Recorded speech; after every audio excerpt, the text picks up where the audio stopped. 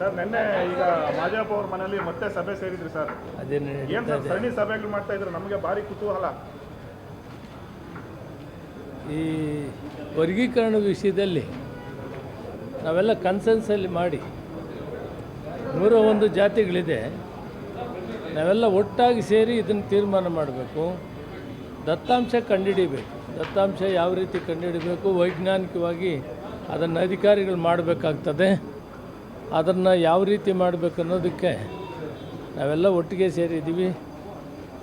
ಸರ್ವೋಚ್ಚ ನ್ಯಾಯಾಲಯ ತೀರ್ಮಾನಕ್ಕೆ ನಾವೆಲ್ಲ ಬದ್ಧವಾಗಿದ್ದೀವಿ. ಮಾನ್ಯ ಮುಖ್ಯಮಂತ್ರಿಗಳು, ಉಪಮುಖ್ಯಮಂತ್ರಿಗಳು ಕೂಡ ಕ್ಯಾಬಿನೆಟ್ ಡಿಸಿಷನ್ ಆಗಿದೆ. ನಾಗಮೋಹನ್ ದಾಸ್ ಅವ್ರನ್ನ ಈಗ ಜಸ್ಟಿಸ್ ನಾಗಮೋಹನ್ ದಾಸ್ ಅವರಿಗೆ ನಾವು ಅಪಾಯಿಂಟ್ ಮಾಡಿದ್ದೀವಿ. ಆದರೆ ದತ್ತಾಂಶ ಆದಷ್ಟು ಬೇಗ ಸರ್ಕಾರ ಒದಗಿಸ್ಬೇಕು. ಮಹದೇವಪ್ಪನವ್ರಿಗೆ ಅದರ ಜವಾಬ್ದಾರಿ ಹಾಕಿದ್ದೀವಿ.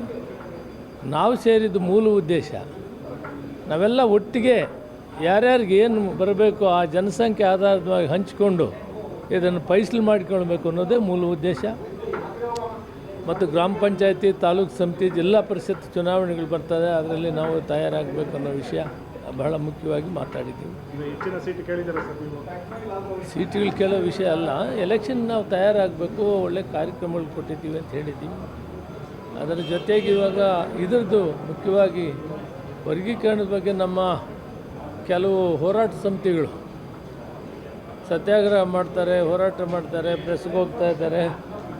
30 ವರ್ಷ ಹೋರಾಟ ಮಾಡಿದ್ದಾರೆ. 3 ದಿನಕ್ಕೋ 30 ದಿನಕ್ಕೋ 3 ತಿಂಗಳಕ್ಕೋ ನಾವು ಮಾಡೋದಕ್ಕೆ ಕಾತರವಾಗಿ ಸರ್ಕಾರ ಕೆಲಸ ಮಾಡ್ತಾಯಿದೆ.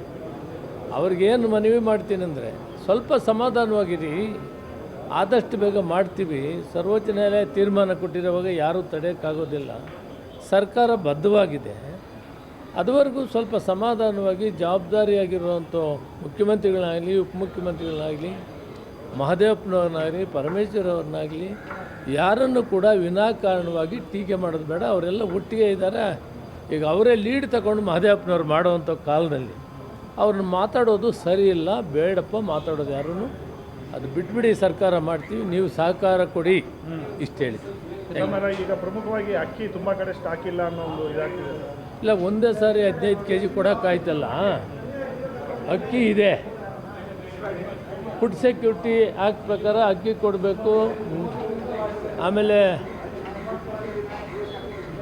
ಕೇಂದ್ರ ಸರ್ಕಾರ ಅಕ್ಕಿ ಕೊಡೋಕ್ಕೂ ತಯಾರಿದೆ, ಹಣ ಕಟ್ಟಿದ್ದೀವಿ. ಅಕ್ಕಿ ಬರೋದು ಟ್ರಾನ್ಸ್ಪೋರ್ಟೇಷನ್ ಸ್ವಲ್ಪ ಹಿಂದೆ ಮುಂದಾಗ್ಬೋದು. ನಾವು ಫೆಬ್ರವರಿಯಲ್ಲಿ 5 kg, ಈ ತಿಂಗಳಲ್ಲಿ 10 kg ಕೊಡಬೇಕಂತ ಏನು ನಿರ್ಣಯ ಮಾಡಿದ್ದೀವಿ. ಅದಕ್ಕೆ ಸಾಕಷ್ಟು ಹಣವನ್ನು ತುಂಬಿಸಿದ್ವಿ. ಈಗ ಫುಡ್ ಕಾರ್ಪೊರೇಷನ್ ಆಫ್ ಇಂಡಿಯಾ ಅವರು ಇದನ್ನು ನಮಗೆ ಒದಗಿಸ್ಬೇಕು. ಮೊದಲು 5 kg ಇರ್ತಿತ್ತು, ಸರಾಗವಾಗಿ ನಡೆಸ್ತಾ ಇದ್ದಾರೆ. ಸಡನ್ನಾಗಿ 15 kg ಅಂದಾಗ ಸಾಗಾಣಿಕೆ ಅದು ಇದು ಏರ್ಪೋರ್ಟ್ ಬಿಟ್ಟರೆ ಅಕ್ಕಿದು ತೊಂದರೆ ಇಲ್ಲ, ಹಣ ಕಟ್ಟಿದ್ದೀವಿ. ಮಾರ್ಚ್ 30 ಈ 15 kg ಏನು ಹೇಳಿದ್ದೀವಿ ಅದು ಪೂರ್ತಿ ಪ್ರಮಾಣ ಕೊಡ್ತೀವಿ. ಏಪ್ರಿಲ್ನಿಂದ 10 kg ಕಂಪಲ್ಸರಿ ಕೊಡ್ತೀವಿ. Thank you sir. ಆಮೇಲೆ ಸರ್ ಇನ್ನೊಂದು ಪ್ರಯತ್ನ ಸರ್, ಸೆಷನ್ ನಡೀತದೆ ಸರ್. ಈಗ ಬಜೆಟ್ ಅಧಿವೇಶನ ನಂತರ ಒಂದು ಸ್ವಲ್ಪ ಸಂಪುಟ ಪುನರ್ರಚನೆ ಆಗುತ್ತೆ, CM ಬದಲಾವಣೆ ಅಂತ ಬಹಳಷ್ಟು ಚರ್ಚೆಗಳಾಗ್ತಾ ಇದೆ ಸರ್. ಮತ್ತೊಂದು ಕಡೆ ದಲಿತ ಸಮುದಾಯಕ್ಕೆ CM ಸ್ಥಾನ ಬೇಕು ಅನ್ನೋ ಒಂದು ಕೂಗು ಕೂಡ ಇದೆ.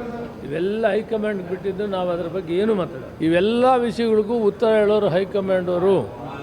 ಈ ಸಂದರ್ಭದಲ್ಲಿ ಮುಖ್ಯಮಂತ್ರಿ ಬದಲಾವಣೆ ವಿಷಯ ನಮ್ಮ ಮುಂದೆ ಇಲ್ಲ.